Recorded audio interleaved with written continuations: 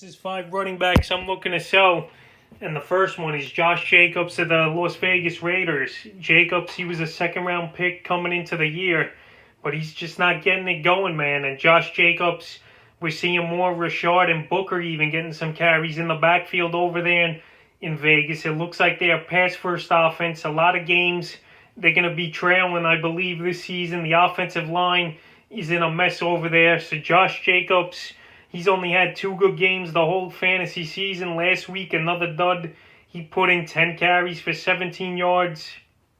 And his catches didn't mean anything either. 3 catches for 14 yards. So Jacobs, I just can't see him doing much. He'll be a number 2 running back, but you drafted him to be your number 1 guy.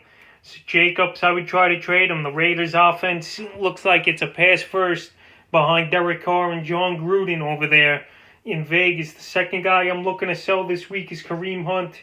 Not because he's not performing, because this is probably it for Hunt with number 1 back usage. Nick Chubb's going to come back in week 10, it looks like.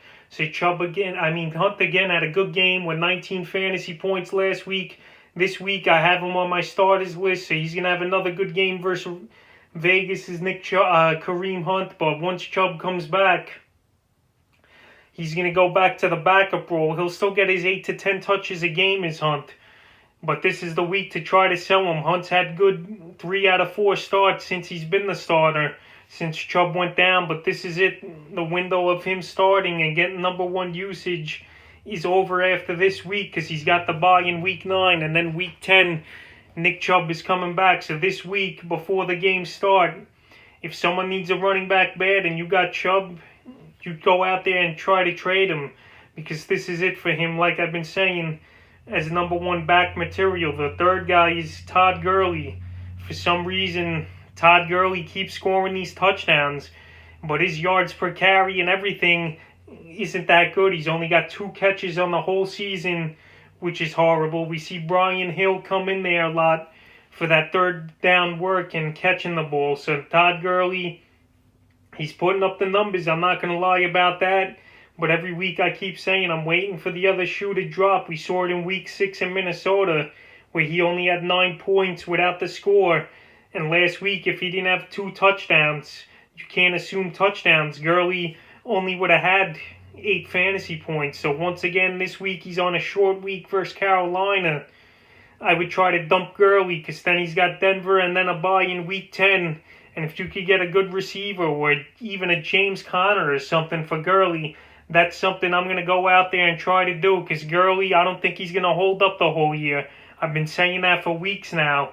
But the way it's looking, if you don't get a touchdown, which you can never, predict, he's not going to have a big game at all. So Todd Gurley, for the second straight week, I'm looking to trade him high and maybe get something pretty good for him. The fourth back is Ronald Jones. I'm looking to trade the Tampa Bay Bucks. We saw Leonard Fournette come back, and him and Fournette pretty much in a 50-50 split, and Fournette a better receiver out of the backfield than Ronald Jones, and we saw that in Fournette's production. Jones saved his fantasy day with a goal line flip into the end zone, but his numbers weren't that good. 13 carries for 34 yards and the 1-yard jumping over the top. It looks like a 50-50 split out there in Tampa Bay. They got the Giants coming up, who's a pretty weak defense. So Jones, he could still have a good game even in a split, but Fournette worries me back there now. They didn't bring Fournette into Tampa to sit on the bench the same way Antonio Brown. They're not bringing him in to sit him on the bench. So Jones and Fournette in a split, it looks like. So if I could get something of decency for Ronald Jones, or even package him with a number 2 receiver for a stud receiver like a Tyler Lockett or even a Diggs, that's something I'm looking to do. And the fifth and final guy I'm looking to get rid of and wash my hands of is David Montgomery. I think he's one of the worst starting running backs in fantasy football and in football. Once again, a non-impactful game versus the Rams, 14 carries for 48 yards. And he had 5 catches, but for only 20 yards.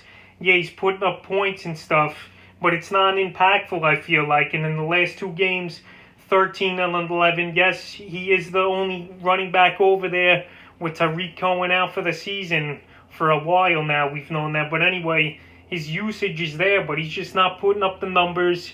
He's slow. He's not gonna make guys miss. He's not that good between the tackles. Nick Foles is bad, so it brings teams up in the box to stop the run. So yeah, David Montgomery, I don't want him on any of my teams. So if I could sell him off and get a decent receiver or something, or even a David Johnson, I'd rather have than David Montgomery. He's just not getting the job done. I know he's going to get all the carries and stuff, but he's a guy I'm staying away from and trying to trade as the weeks go on. So that's 5 running backs I'm looking to sell off and trade in week 8 of the season.